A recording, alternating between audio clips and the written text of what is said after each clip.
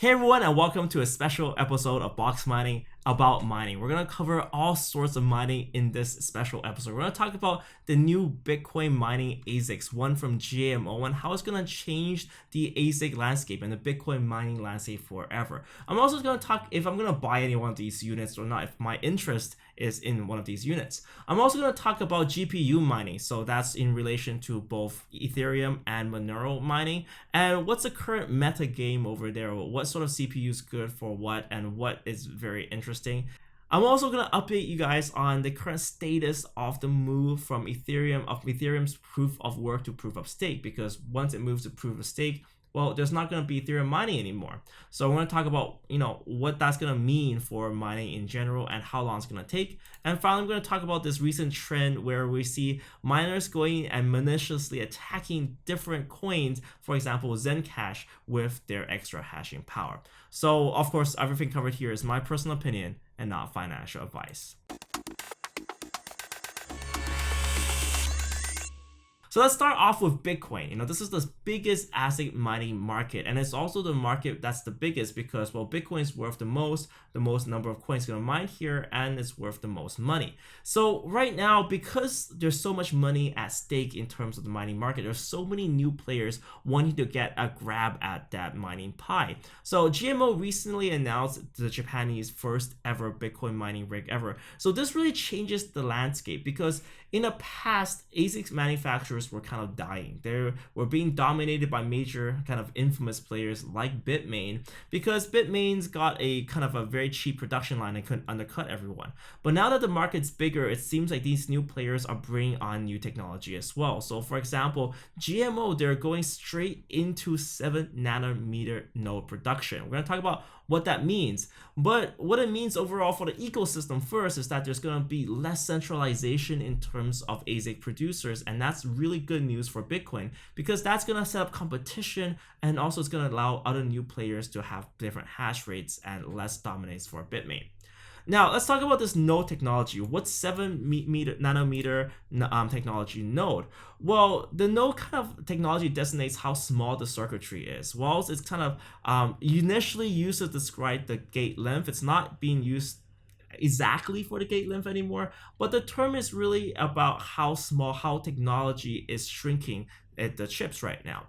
So the smaller the number, the better. So right now, 7 nanometer is very, very frontier, and it means two things. One is they can fit more transistors onto a single chip, which means higher efficiency and also higher power efficiency. And that's really reflected in the numbers being put out by GMO right now. So in terms of their unit, it's 24 terahashes per second versus 14 for the Bitmain S9. And also, it's also 1,950 watts per unit. So with that kind of power, if you just look at Bitmains right now, the Bitmain S9 is 1,228. So it's around 50% more power usage, but almost double the hash rate. So that's more efficient per power, and also it's more per unit. So that's great news, right? But I do want to highlight that the price of this, so the price of this GMO unit is $1,999. So it's considerably more than the Bitmain S9. So that's probably one of the reasons why I wouldn't be really jumping into it right now. The second reason is the shipment dates, ships by October. So there's still quite a long time before we really receive these units. So right now, for those reasons, I personally wouldn't buy one. But what I'm happy about is that this is going to make Bitmain a run for its money. Now, what's really interesting right now as well is that Bitmain is also trying to shrink down its chip sizes. And according to Samsung, the word on the street is that Bitmain failed its recent batch of 10 nanometer chips. So they're trying really hard to shrink down their chip size as well to gain that extra efficiency, but it seems like they're running through some technical flaws. Whilst right now, in terms of these chip manufacturing, when you shrink down, it actually costs more to make that mask. But in the case of Bitmain, I feel like they can just run through masks like nothing because, well, they have billions of dollars and millions just don't really matter that much to them. But that being said, having a delay on the Bitcoin production line means that there is definitely room for competition. Now onto GPU mining. So I got statistics for the RX 480, which is the slightly older AMD chip, We also have stats for the 1080, which is a top of line NVIDIA chip, and also the Vega 64, the next generation of AMD chips.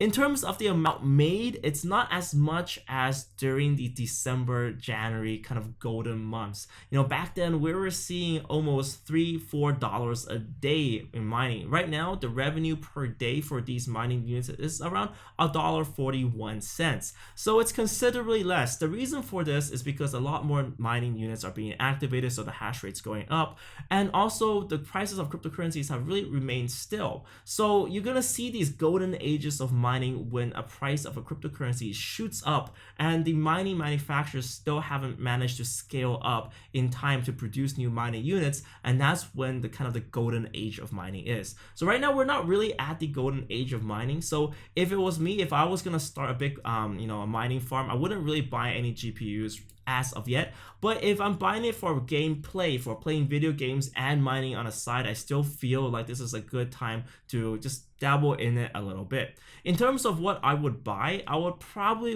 go for the AMD Vega 64, mostly because it can mine the crap out of Monero, so it can generate around $2 per day. So just for a fun comparison, I'm going to use the numbers here. Right now for the AMD 480, this is the older card, $1.40 per day.